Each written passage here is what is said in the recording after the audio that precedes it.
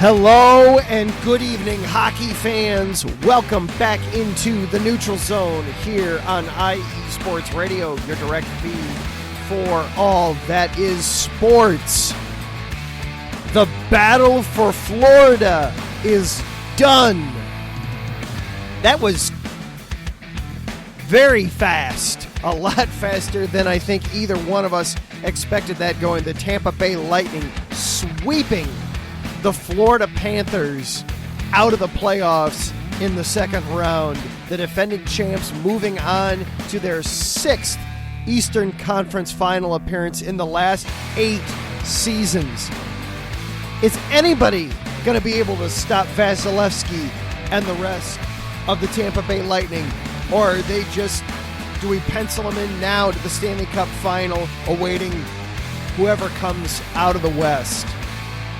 We will discuss that, plus the team that would be taking on the Tampa Bay Lightning. Well, that series is going on right now. The New York Rangers trying to climb back into their series against the Carolina Hurricanes. We will check in on that series. We'll also check in on the battle for Alberta going on. Game 4 in that series starts later tonight. And the Colorado Avalanche are just about ready to move on to the Western Conference Finals.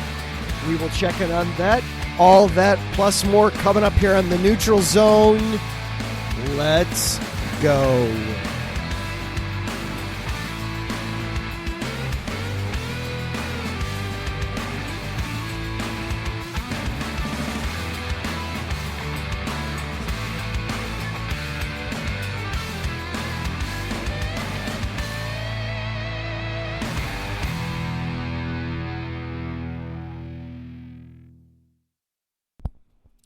And hello, everyone. Welcome on into the Neutral Zone on IE Sports Radio. I am one of the hosts, Adam Karnick. Zach Puplis is along with us tonight as well on this Tuesday evening. Hello, Zach. How are you? Fantastic, Adam. How are you? Oh, hanging in there. Just trying to keep up with everything happening in the world, both hockey and not hockey related tonight. What have you been up to on your Tuesday? Work, grocery store, errands, you know. The usual stuff. Very good, very good. Well, we want to dive in and dissect everything that's been happening, but before we do, of course, we do want to acknowledge our sponsors here on IE Sports Radio, so we'll do that now, starting with the Southern California Warriors semi-pro football team. The world of semi-pro sports is unlike any other sports organizations. Players pay to play in hopes of so many different outcomes, whether it's playing to get film, to try out for professional teams, big-time colleges, or just playing to stay in shape. No matter what, all semi-pro players have one thing in common, and that's playing for the love of the game. The SoCal Warriors have been on a quest to earn titles and give players second chances since 2017. Whether you're in Southern California or anywhere in the world, give semi-pro sports a chance if you love your sport. You may get that second chance you've been waiting for as an athlete. Find them on Twitter at SoCal Warriors, Instagram at Southern California _Warriors, or Facebook, search Southern California Warriors. IE Sports Radio is available on all the major social platforms. Twitter, Instagram, Facebook, just search at IE Sports Radio, or go to our website, iesportsradio.com. For the last 8 years, IE Sports Radio has been bringing you amazing content, ranging from interviewing legendary athletes to building tailor-made shows dedicated to all major sports cities around the world. All the while, we've continued to be by the fans, for the fans. And with your help, we're ready to take the next step. When you go to our website, iesportsradio.com, you'll see our Patreon link with 5 different tiers. The first one starting at just $5 a month. This donation gets you shout-outs on all 32 of our shows. Higher tiers include IE Sports Radio merchandise, access to our podcasting university, and even a chance to be featured on a segment of our flagship show, The Defining Moment. Thank you all very much for continuing to make IE Sports Radio your direct feed for all that is sports. And want to take a moment now to acknowledge our Patreon supporters, Bay Area Raised, Emlos Great, Key to the Gate, and Anonymous.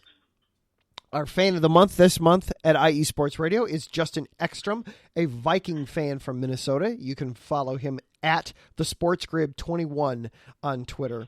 And, of course, we did just celebrate our 8th anniversary here at IE Sports Radio, and want to once again say thank you to everybody for helping make that as special and fun as it was.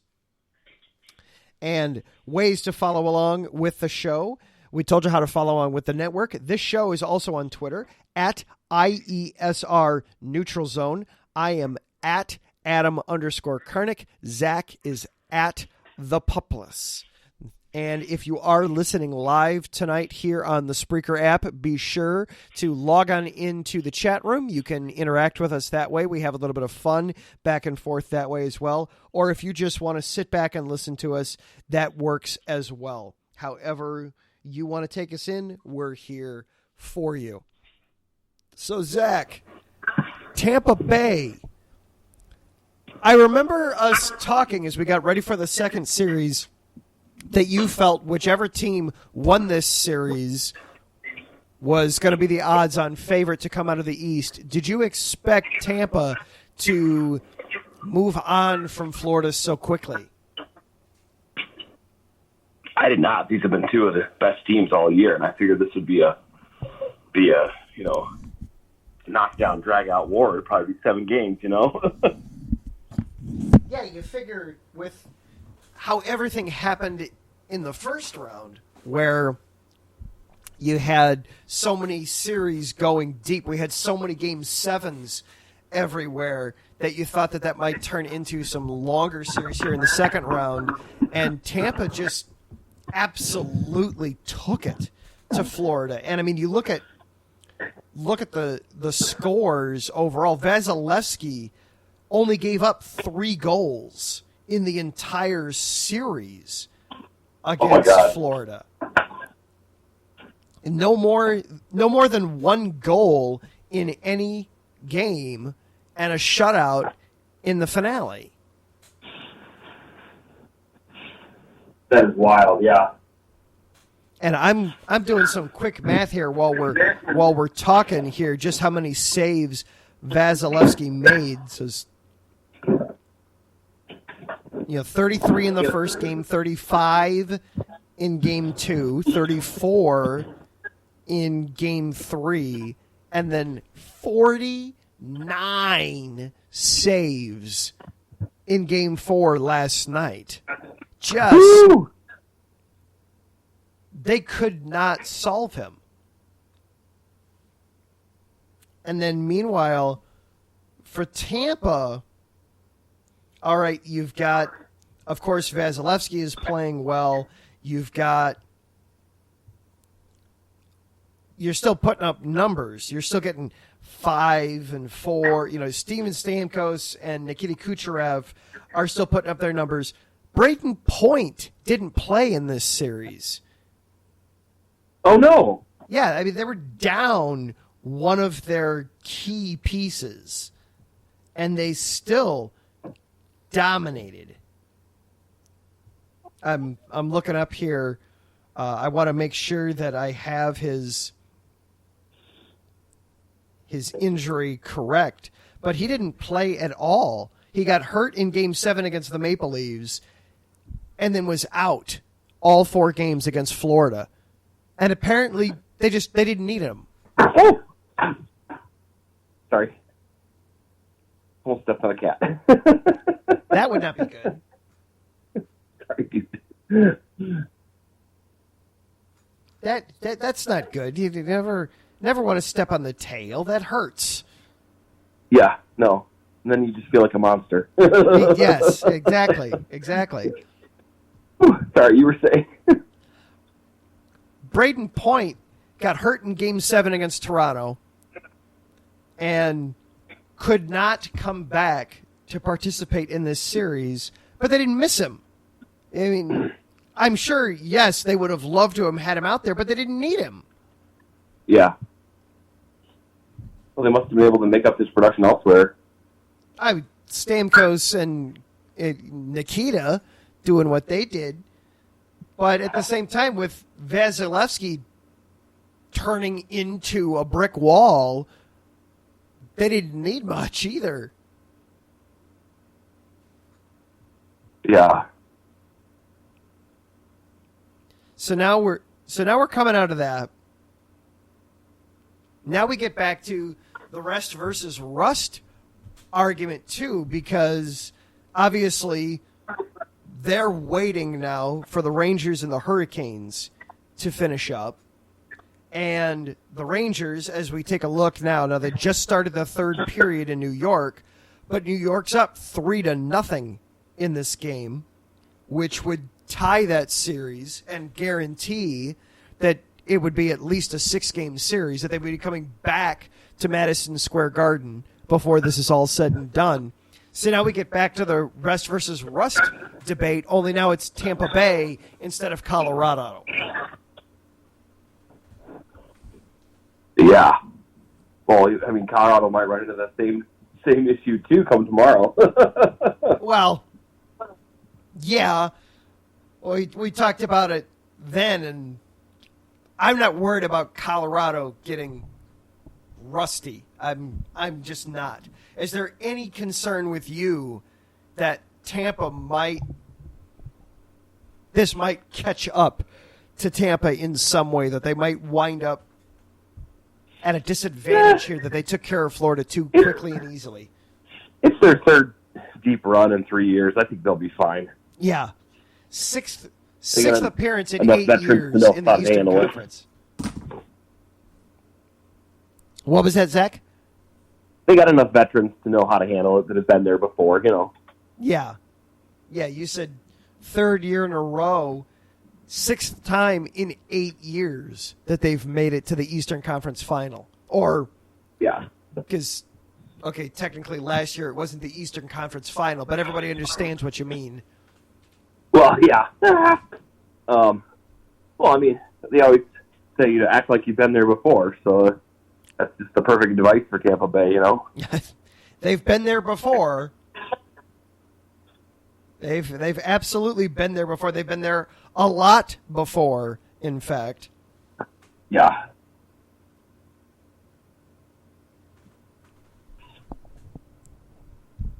So Tampa's just... I didn't think Tampa was going to get out of this series. I'll be honest. I expected Florida to take this one. I keep waiting for the clock to strike midnight on Tampa Bay, if you know what I mean. Okay. I thought Florida was going to be the team. Do you see a team? Do you see either Carolina or New York beating Tampa at this point? I don't. I think at this point, I think it's Tampa and Colorado. Yeah. For the Cup. I shouldn't mind that. Tampa's a great team. Tampa's a really, really good team, and they're fun to watch. Man, they're fun to watch. They score. They make it easy. They make it look easy when they operate. They get the puck moving. They get their cycle going, and it's just... They make it look like it's no big thing.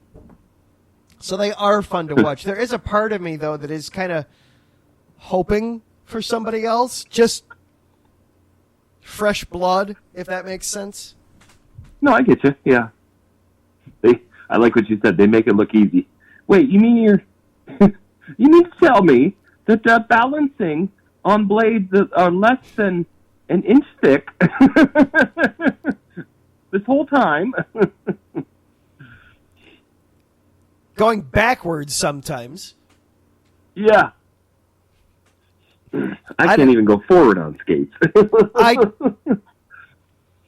I have been on ice skates once in my life. I was maybe 4 at the time. The only thing I remember about it is finding myself sitting on the ice. That's all I remember. I think that's enough to figure out what happened. Right. But yeah, they make everything seem so darned easy. Yeah, effortless for sure. Oh, the Hurricanes did just score, so maybe they're starting something here between Carolina and New York. Perhaps it's never over till it's over. Teuvo Teravainen just put one in. There's 11 minutes left in the third. We'll see if there's enough there to do something with it, but we'll see. So you're telling me there's a chance. Exactly. There's always a chance. There's always a chance with Carolina. Then the other series going on tonight. So we've got the battle for Florida is done and over and won. But we've got the battle for Alberta having round 4, ding, going on tonight. Edmonton's up in this series 2-1. What are you thinking heading into this one tonight? Oh, I'd like to think that Calgary will draw it even, but I think Edmonton's just too much for them. Even with the, in my opinion, superior goaltending of Calgary? Oh, yeah, true. Mike Smith has gotten snake bitten here and there. He's also gotten run over. Did you see that? What's that? Did you see the hit that Mike Smith took the other night? I think it was last game, Game 3. I was seeing all the headlines about it, but no, I didn't actually see it. Oh, my goodness. Do you happen to have the name of the player in front of you? I don't. From Calgary that hit him. Oh, no, I don't. All right. I'll tell you what. I'll describe the play. You look up the name and back me up. Okay. Smith was behind the net. He's playing in the trapezoid. He's playing in the area where he's allowed. And Lucic. That's right, Lucic. Yes, Lucic comes flying down the ice and recognizes way too late that Smith is protecting the puck. I'm not going to be able to just poke check it away from him, and absolutely tattooed him into the boards. Just blasted him straight into the boards. Suffice to say, the hockey game stopped. There was one trailer for Edmonton that still kind of wanted to play hockey a little bit, did a little bit of a forecheck of a Calgary player into the boards. Everybody else was just dogpiling on Lucic at that point, just absolutely pummeling him. Oh my gosh! It was, and he tried to say after the fact, well, I tried to put on the brakes. No. I mean, he was, in his defense, he was trying to make a hockey play. He was trying to make a poke check, but it was a terrible judgment call. And he made a judgment call, and it was the wrong judgment call on his part. Yeah. It was bad. It was bad.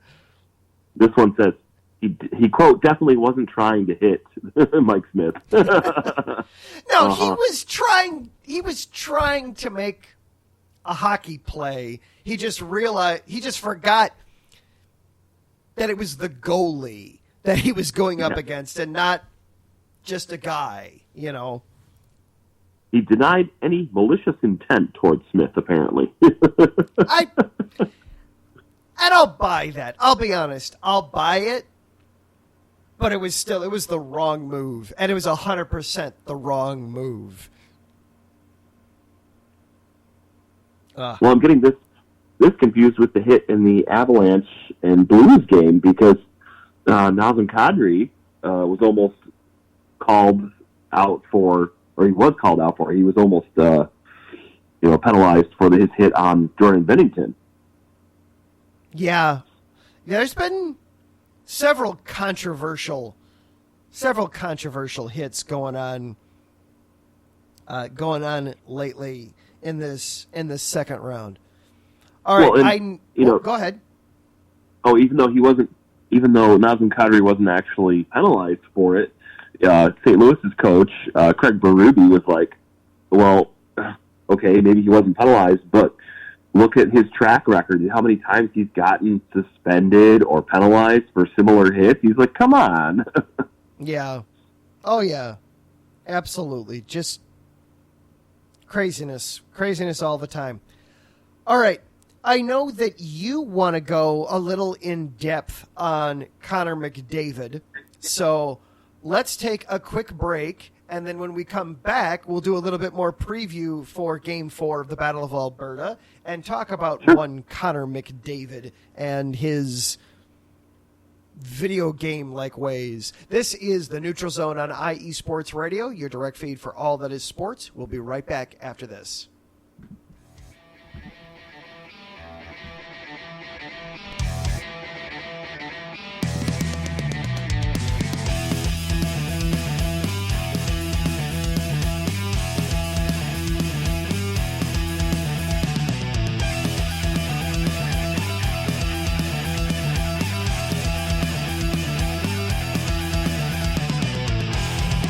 It's IE Sports Radio.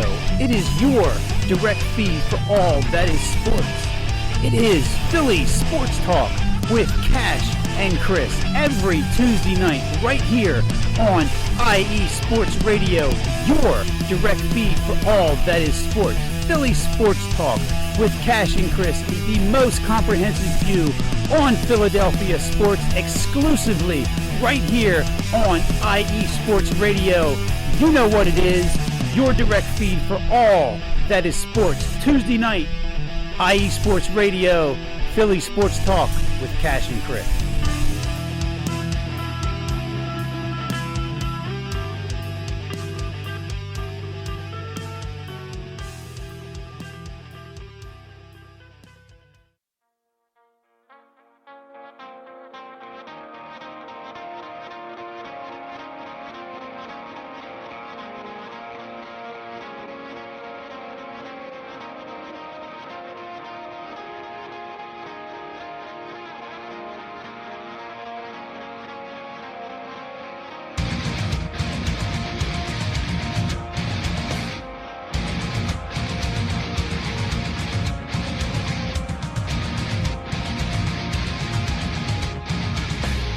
Hey sports fans, do you like wine?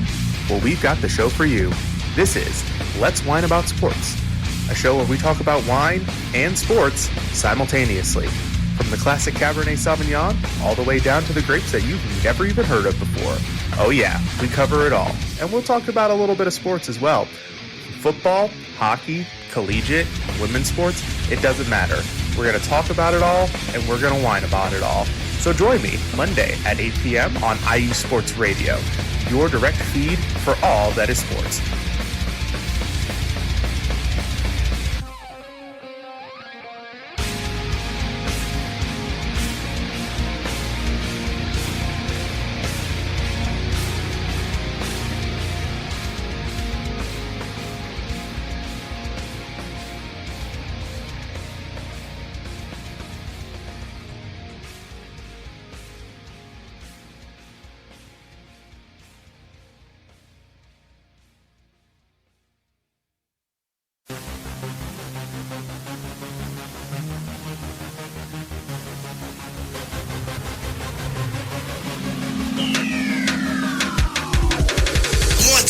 Everybody, this is Taryn Rodriguez.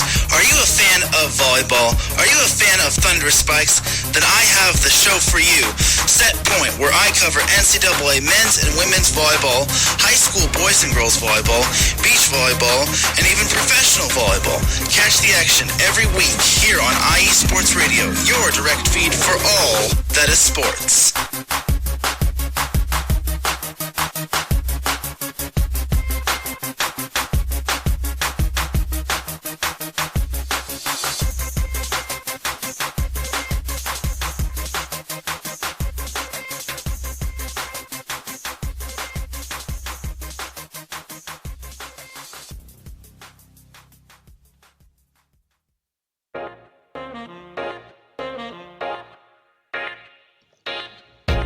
What is going on, everybody?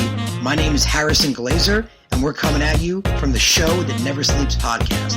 I cover the Jets, the Islanders, the Nets, and the Yankees. This is Pierre Moss, and I cover the Mets, Knicks, Rangers, and the Giants. Our show is live every Wednesday through Spreaker and a bunch of other ways to get our content. Again, we're the Show That Never Sleeps podcast. We talk about all those New York sports. It's a lot of fun. We get into all of it. Please tune in. Again, that's Wednesdays at 6 p.m. And we look forward to having you guys right here on IE Sports Radio, your direct feed for all that is sports.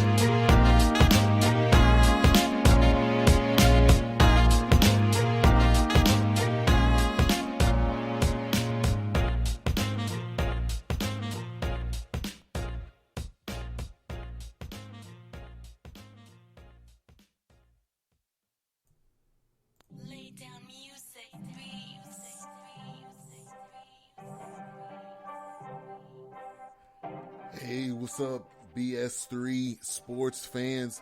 If you love listening to the BS3 Sports Show, check out the weekend wrap-up every Monday at 12:15 Central Time, 1:15 Eastern, recapping the weekend in sports like you never heard it before. Comedy, interactive chat room, it's a must-listen. Weekend wrap-up on Spreaker.com. Part of the X Squad. Check it out. You won't be disappointed.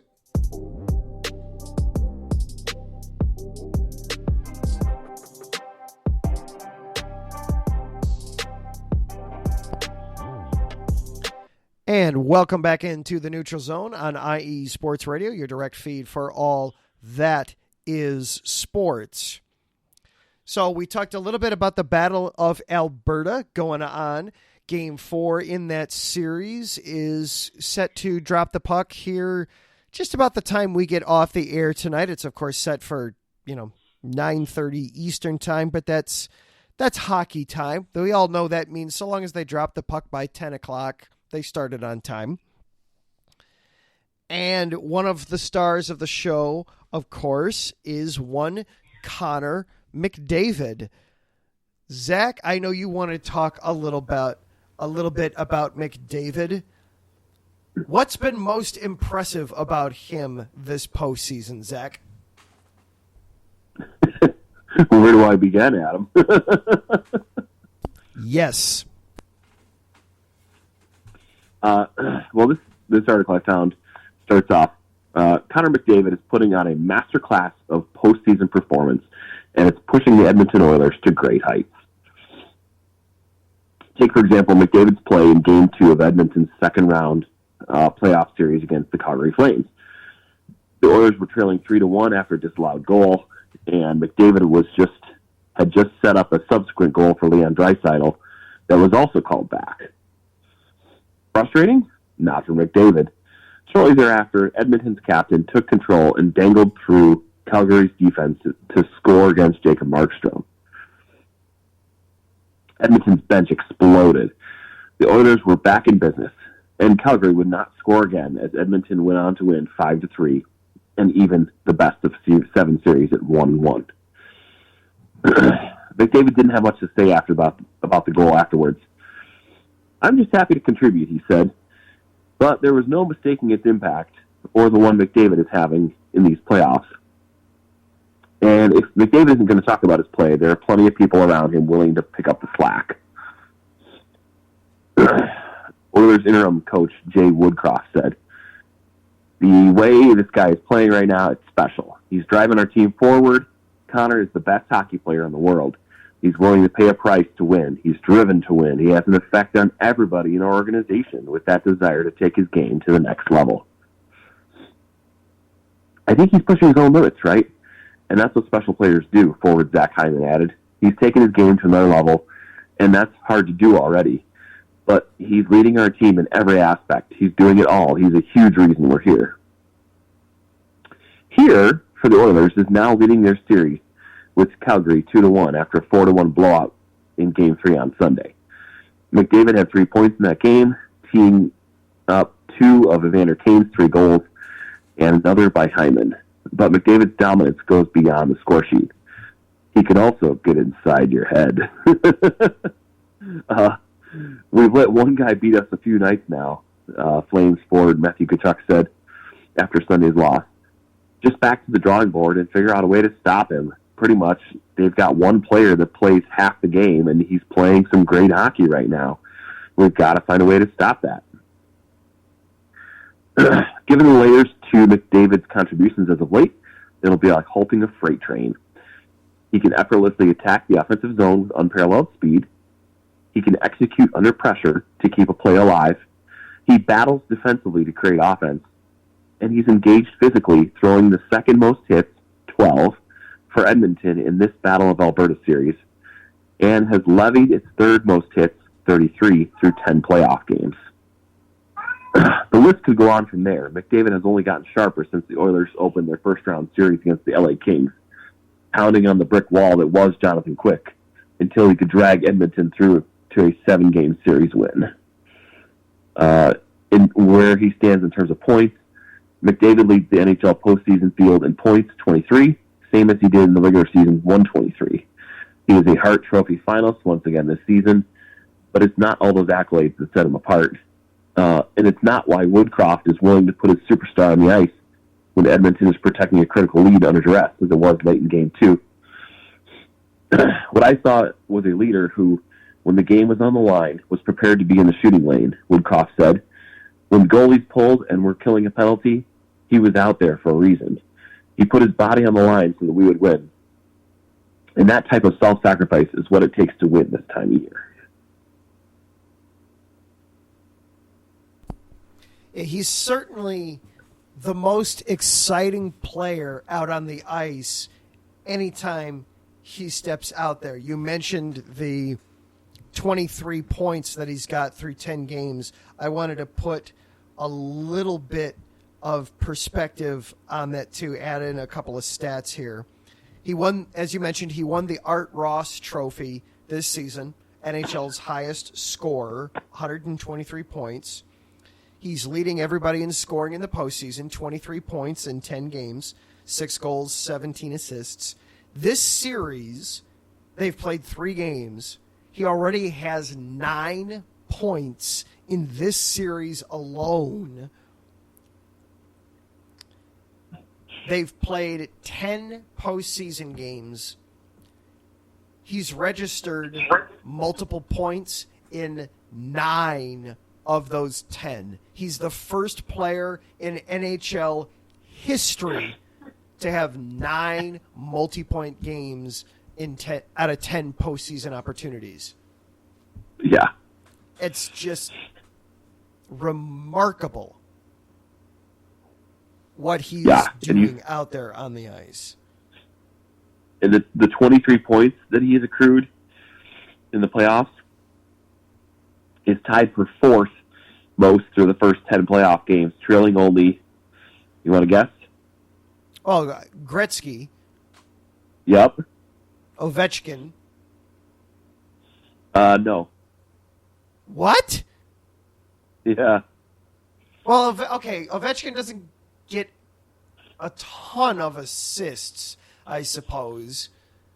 That's really where you get a lot of your points. Okay, You just need one other name. I'm drawing a complete blank. From the Oilers in the 80s or from the Red Wings in the 90s? Just in general? Go ahead, give it to me. Mario Lemieux. Oh, duh. Gretzky had 29 in 83 and 25 in 85. And Lemieux had 25 in 92. Yeah, that's good company. Right? Yeah, that's good company to keep. Yeah. All told, McDavid has produced sparkling individual numbers while skating alongside other top talents in Draisaitl and Kane. His figures are only one piece of the puzzle, though. Yeah, I mean, that's another part of it is it took him all season, basically, to figure out how to turn the engine back on. But damn it, the engine's back on now, isn't it? Yeah. Well, that's just it. It's like it talks about, it speaks to the chemistry of a team and the cohesiveness and everything, because, Evander Kane joined the mid-season, so it's like, okay, you had your team already, but now you're adding another star to it. So how do you help all of them gel together and be the most cohesive unit possible and have good team chemistry and so on? They've scored 15 goals in this series. The only reason they lost a game was because Mike Smith lost his mind and gave up 9 goals. I mean, they scored 6 goals in a game and lost. I saw that. That was unbelievable. I was like, what? How often is that going to happen in the postseason that you score 6 and not only do you lose, you get blown out? Yeah. That's wild. Oh, here, you want a Captain Obvious quote of the day? Fire away. This is from Oilers goalie Mike Smith. What it shows is that when your best players are playing the best hockey of their careers in the playoffs, your team has a really good chance to win. What he needed to say there, when your best players are playing their best hockey, it makes my job a hell of a lot easier. Right? I can give up 3 goals and I'm fine. Yeah, I was going to say, I might not give up 9 goals. Just so long as I don't give up 9 in one game, we win. Hey, Mike, just keep them to, just give them 1 goal a period, okay? Yeah. Or heck, they can have 2 goals per period, so long as, it's not every period. Yeah. Just ridiculous and crazy what they're doing. And they'll be setting to drop the puck here any moment because the Hurricanes and the Rangers finished up. That game went to New York. New York took it 4-1. So Teuvo Teravainen's goal did not jumpstart anything for Carolina. So dang. The Rangers, Igor Shostakovich, 30 saves. There you go. That'll get the job done. You've got Zibanejad, Fox, and Kopp scoring in this one. Oh, and Vetrano scored as well. Let's see. Fox had at least a goal and assist. Kopp had a goal and 2 assists at least. Yep. Vetrano, a goal and an assist. Just good night all around from New York. So the Rangers even things up. They know they'll be heading to 6 games overall in a series. They'll be coming back to Madison Square Garden. And Tampa Bay just gets to sit back and put their feet up and eat some popcorn and watch. Right, and pray goes to 7 games. Yeah, we want 7. We want 7. I'm mixing up my series here real quick. I'm going to answer my own question, I promise. Yeah, Carolina went 7 games both Carolina and the Rangers went 7 games in the first round. My God, if they do that in the second round, they're going to be so gassed. It'll be 14 games and we're still not to the cup. Right. We cry, Uncle. Tampa, just make it be merciful, please. Right. Sorry, you had one more thing there. One more good one on McDavid before we leave. So it's an astonishing reflection on McDavid's overall game and represents the sheer volume of ways he makes Edmonton better. He's already widely acknowledged as the NHL's best player, but McDavid hasn't stopped reinventing and tweaking and improving. It's that commitment to excellence that impresses teammates most. Oilers forward Ryan Nugent-Hopkins says, he continues every year in every important situation to take another step and bring his game to another level. I think this playoffs, he's been physically hitting guys. He uses his body to protect the puck and get on the forecheck.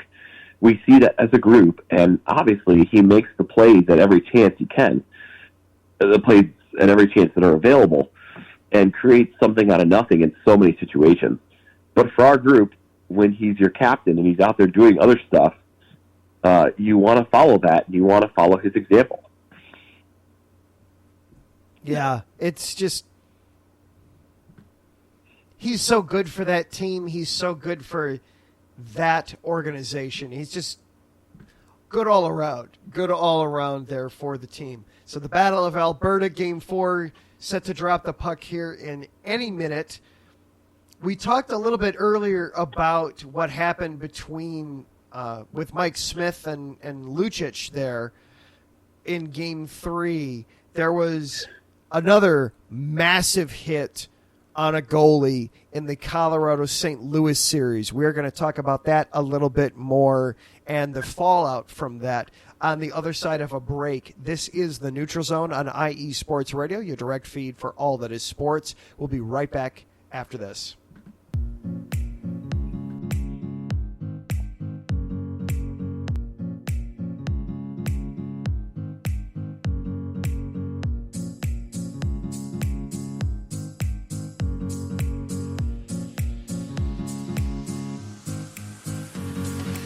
Hey there, sports fans. Are you looking for a sports show that maybe isn't 100% about sports? Then you might want to check out the Sports Couple Perspectives right here on IE Sports Radio, your direct feed for all that is sports. Most sports shows cover only scores and stats, and while we're not opposed to that, we dig a little deeper into sports issues and some of the hottest topics in athletics. In addition to sports, we take a journey through my neck of the woods, pop culture, with movie reviews of both sports and non-sports films. Speaking of pop culture, make sure to participate in our game nights, where we quiz each other on our specialties, and you, the listeners, can win IE Sports Radio apparel. We always have a great time learning more about each other's worlds, one show at a time. So join us each week on the Sports Couple Perspectives, right here on IE Sports Radio, your direct feed for all that is sports.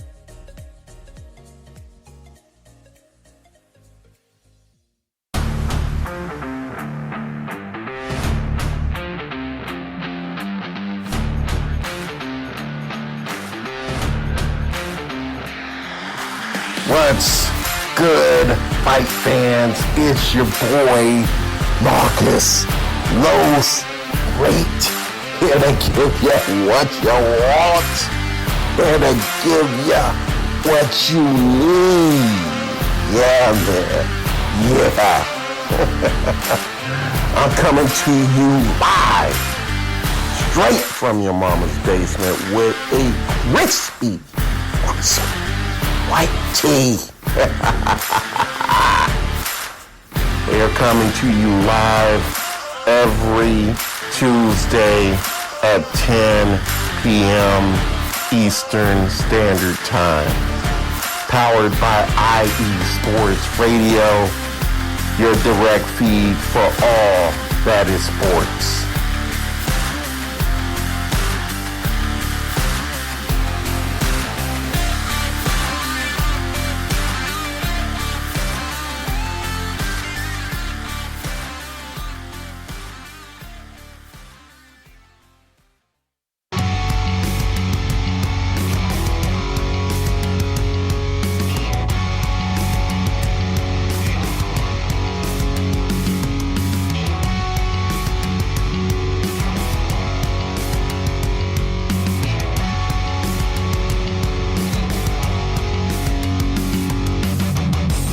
shores of the Puget Sound to the rushing waters of the Columbia River, stretching across the Great Cascades, and on IE Sports Radio lives the Northwest Territory Sports Show, hosted by me, Brad Buckingham.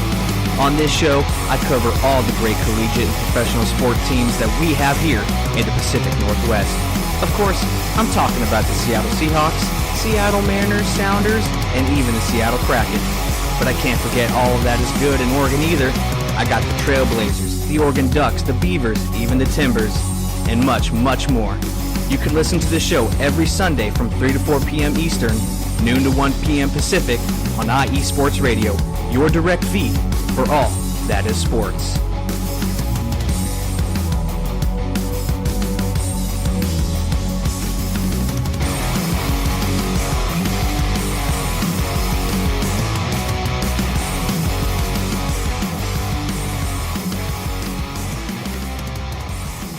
And one last segment here on the Neutral Zone on IE Sports Radio, your direct feed for all that is sports. I am Adam. He is Zach.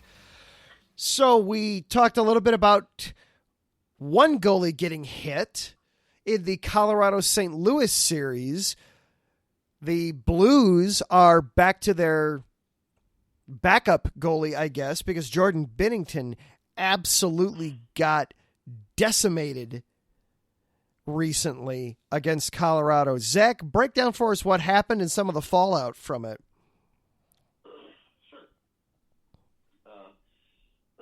Avalanche center Nazem Kadri, who over the previous 48 hours was the subject of racist attacks and threats following his injurious collision with Blues goalie Jordan Binnington, recorded his first career playoff hat trick in Colorado's 6-3 Game 4 road win on Monday night, pushing St. Louis to the brink of elimination. A quote from Kadri says, "Unfortunately, I've been dealing with that a long time. That's sad to say, but I'm getting good at putting it in the rearview mirror. It's a big deal. I try to act like it's not. Just try to keep moving forward," Kadri told TNT in a post-game interview. "I know those messages I got don't reflect every single fan in St. Louis, but for those that hate, that one's for them." During the first period on Saturday, Kadri and Blues defenseman Cale Rosen crashed into Binnington while chasing a loose puck. Binnington, who had been outstanding in 5 postseason games for St. Louis, suffered a lower body injury that took him out of not only the game but also the series. There was no penalty called on Kadri on the play, and the NHL Department of Player Safety determined there was no supplemental discipline necessary for him. But Blues coach Craig Berube questioned Kadri's role in the injury. This is the part I was talking about earlier. Quote, "Look at Kadri's reputation. That's all I've got to say," he said of Kadri, who has multiple postseason suspensions, including an 8-game ban for an illegal check to the head of St. Louis defenseman Justin Falk in the 2021 playoffs. Kadri said that Berube's comments upset him and provided fuel for his Game 4 effort, which helped Colorado take a 3-1 lead in the second-round playoff series. It started with their head coach, probably. Kadri said, he made some comments that I wasn't a fan of. I guess he's never heard of bulletin board material," Kadri said.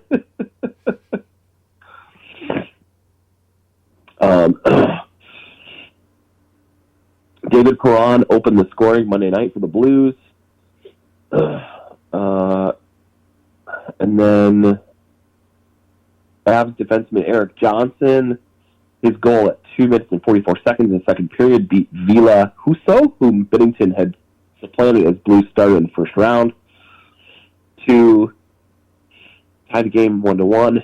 Kadri then scored his first goal of the game just a minute and 23 seconds later, beating Husso on the rush and then motioning to the crowd with his hand to his ear. Yeah. Devon Taves scored 19 seconds after that for a 3-1 Colorado lead. Then Kadri finally drew the ire of the Blues. The Avalanche center collided with Perron near the benches. St. Louis forward Pavel Buchnevich skated over and leveled Kadri for the roughing penalty. Perron then cross-checked Kadri to the ice and landed on top of him. As the linesman pulled the players away, Kadri didn't engage the Blues skaters, and Colorado earned a 5-on-3 power play. Kadri scored his second goal of the game right after it expired to complete an Avs rally of 4 goals in 4 minutes and 52 seconds. Blitzkrieg.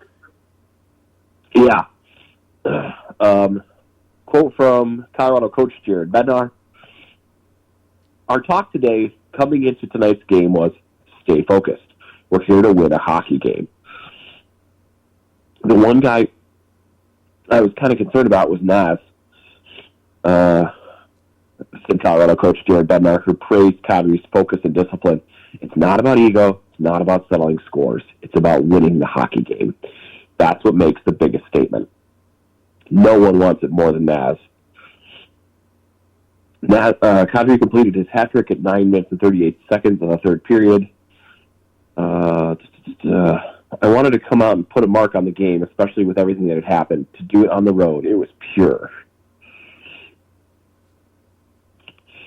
So he took all that state and motivation and everything and harnessed it and was able to get a hat trick out of it. His very first career playoff hat trick. Good for him. Good for him. And obviously, he wasn't trying to take Binnington out. He wasn't trying to injure the goalie there. It happens. It is huge for St. Louis now. I mean, they have to go back to Husso, whom they had used for the first few games against the Wild, and he wasn't doing great. He did not play well in that series against Minnesota. There's a reason they went to Binnington. Now they have to go back to Husso against this offense, Nate McKinnon and etc. there with Colorado. Yeah, good luck. Does this get to a sixth game, or is this done? I mean, they play game 4 tomorrow, or excuse me, game 5 tomorrow. Are they going back to St. Louis, you think, or is this done tomorrow night? I think this one's done. The way that they closed out, I totally blanked on who they played in the first round. Nashville. Yeah. The way they blanked out. The way they closed out Nashville, I think they'll close out St. Louis in similar fashion. Yeah, I agree. I think this one's done. I think it'll be worth watching. It'll be, of course, entertaining, but I think Colorado will be joining Tampa Bay in the we get to sit back and watch category. And the NHLs will have a fun problem on its hands of the two series that were joined together got done early, and now it's, hey, we have a off night completely. We got to move something around here with the schedule. We don't want that. Right. So. It's different if everybody gets done early, and it's we can just move the next round up. Well, wait, nope, we can't do that. Only half of you are done. Wait a minute. Hold on. Right. You got to figure something out here. Go ahead. One last little quote here. This is from Johnson from the Avalanche. Nas knew that we were with him from the organization. Knew that we were with him, and the organization is with him. You're not going to be fueled to win a game because of that. We have enough fuel. That being said, it definitely helped motivate Nas a little bit. How could you script it any better for him? Yep, absolutely. All right. That's going to about do it for us tonight. We have already had a score in the Oilers-Flames games. Ryan Nugent-Hopkins got his third goal of the postseason 21 seconds into the game. Oh, my gosh. Go crazy. Yeah. Go figure. Calgary was very generous and decided to spot Edmonton a 1-0 lead to start the game. Right. All right, and with that,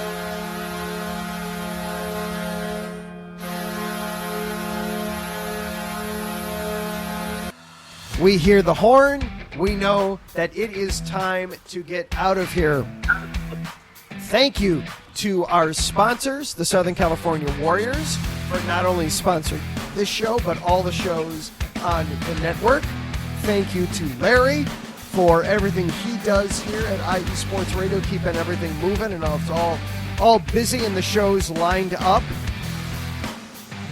Lots to be going over, of course, in the hockey world. We will be back with you next week, breaking down the rest of the second round, possibly even previewing the Eastern and Western Conference Finals. We'll be going on through that. Coming up next here, though, we've got Cale Henderson and Sin City Sports talking all things Las Vegas. So be sure to stick around and check that out. You will not be disappointed. Cale does a great job talking. He gets in everything. I mean, he'll definitely be talking about the Raiders. He did a whole bunch of Golden Knights talk last week, even though they're eliminated and missed the playoffs. He had a lot of thoughts on the Golden Knights. He'll probably be talking some WNBA tonight, too, about the Las Vegas Aces currently sitting atop the WNBA standings. So be sure to check that out.